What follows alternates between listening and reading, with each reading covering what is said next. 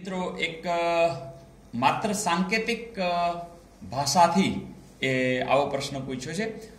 તમે આમ આટલું બધું જુઓ તો તમને એમ લાગે કે કદાચ અઘરું છે, પણ કંઈ નથી. એક સંકેત અહીંયા આપેલા છે. અહીંયા એબીસીડી GSFB આવું બધું આપેલું છે.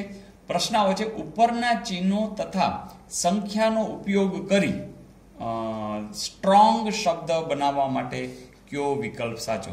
મિત્રો કાંઈ છે જ નહીં. જેમ કે એસ અહીંયા ક્યાંક હશે જ, તો એના માટે કોણ છે? તો ચાલો એ. ટી છે, ચાલો ટી ક્યાં છે? આ રહ્યું. એના માટે કોણ છે? તો કે 7. પછી આર, ચાલો આર માટે કોણ છે? તો કે એક્સ. પછી કોણ છે? ઓ માટે કોણ છે? તો કે બીટા.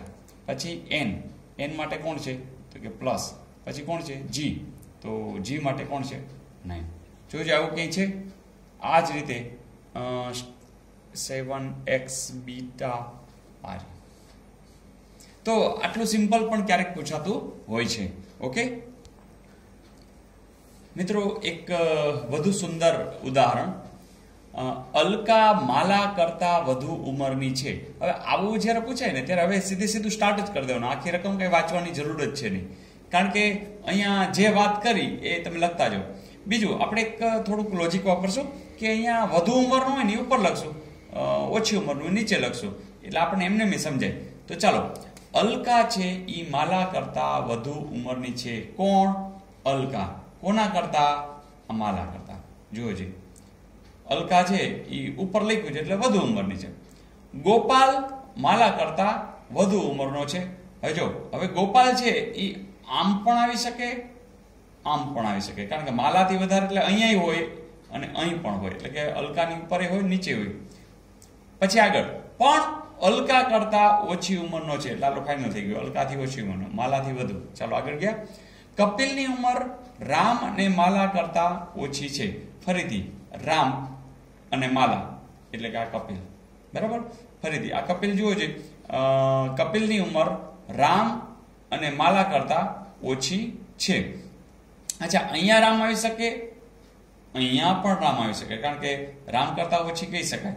માલા અહીંયા પણ રામ હોઈ શકે. બરાબર? કારણ કે આ ગમે ત્યાં રામ હોઈ શકે, પણ કારણ કે રામ કરતા કપિલ ઓછું છે. આટલી વસ્તુ ફાઇનલ છે. માલા રામ કરતા વધુ ઉંમરની છે. હા, માલા છે એ રામ કરતા વધુ ઉંમરની છે, એટલે આઈ કેન્સલ, આ ફાઇનલ થઈ ગયું. રામ કરતા વધુ ઉંમર. હવે બસ પતી ગયું, બધું ક્લિયર છે. પહેલા કોણ છે? તો કે અલકા છે, પછી ગોપાલ છે, પછી માલા છે, પછી રામ છે, પછી કપિલ છે. હવે જે પૂછ્યું એવું પૂછે. સૌથી વધુ ઉંમરનું કોણ છે? નીચી સૌથી ઓછી ઉંમરનું કોણ છે? વચ્ચે કોણ છે? જે પૂછ્યું એવું પૂછે.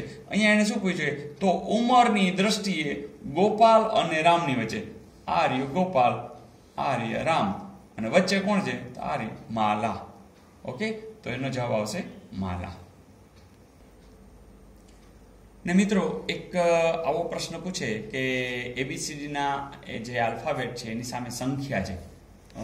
આવું જ્યારે હોય ને ત્યારે તમને આ ખબર જ હોવી જોઈએ કે તમારે ABCDEFGHIJKLMNOPQRSTUVWXYZ.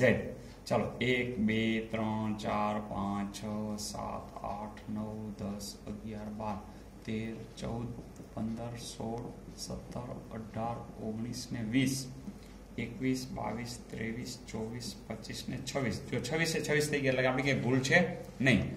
હવે જો ધ્યાનપૂર્વક જોશો ને તો અહીંયા એના અનુસંધાને એ લોકોએ 2 લખ્યા છે. ચાલો, એમ છે એમાં શું છે? તો કે એમ છે એ 13 છે. તો આ બે ઉપરથી જ ખપડી જાય કે જો એકડો છે તો 2 લખ્યા, ડબલ કર્યા છે.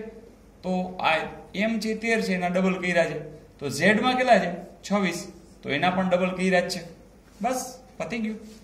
આટલી માહિતી છે, ઇનફ છે. હવે તમારે કોણ કોણ છે એ જોઈ લ્યો. તો કે ભાઈ બી છે, એટલે ચાલો કેટલા? 2. પછી કોણ છે? તો કે ઈ છે, એટલે કે કોણ છે? 5. પછી કોણ છે? તો કે ટી છે, તો ટી ના કેટલા છે? 20. ચાલો કેટલા થયા? 5 ને 2 7 27. પાછા ડબલ તો કરવા પડશે ને, તો 27 દુ 54. એવું ક્યાંક હશે ને હશે. આ રહ્યા. ઓકે, તો મિત્રો બસ આવા સિમ્પલ જ દાખલા હોય છે, માત્ર તમારે સ્પીડ કરવાની છે. જવાબ તો તમારા સાચા હશે જ. જેટલી ઉતાવળ કરશો તો બીજા પ્રશ્નોને પણ તમે ન્યાય આપી શકશો. મિત્રો મજા આવી? બસ વારંવાર આ વિડીયો જોજો, વધુમાં વધુ જોજો અને પરીક્ષાની અંદર ખૂબ સારા માર્ક્સે ઉત્તીર્ણ થાઓ તેવી શુભેચ્છાઓ.